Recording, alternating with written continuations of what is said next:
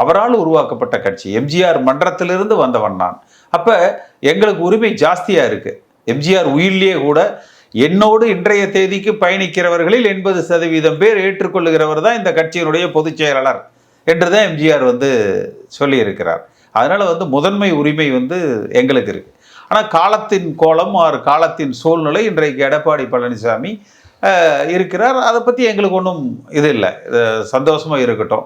ஆனால் இந்த இயக்கம் மீண்டும் ஆளுகிற கட்சியாக அதிமுக உருவாக வேண்டும், அதற்கு துணை நிற்க வேண்டும், அதற்கு இந்த இயக்கத்துக்கு வலிமை சேர்க்க வேண்டும் என்பதுதான் என்னுடைய நோக்கம். அவர் தொண்டர்கள் எழுதின கடிதத்தில் கூட அடுத்த முறை ஆட்சியில் அமர்த்த வேணும் அதிமுக அப்படின்னு சொல்லியிருக்கிறார். நம்பிக்கை சக்கரைன்னு பேப்பரில் எழுதிருங்க, காஃபியில் போட்டு குடிச்சு பாருங்க இனிக்குதான்னு சொல்லிட்டு.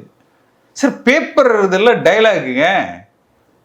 நீங்கள் களத்தில் இன்றைய தேதிக்கு ஒரு கள யதார்த்தத்தை நம்ம பார்த்தோம்னா திமுகவை வீழ்த்துகிற வலிமையை அதிமுக பெற்றிருக்கிறதா?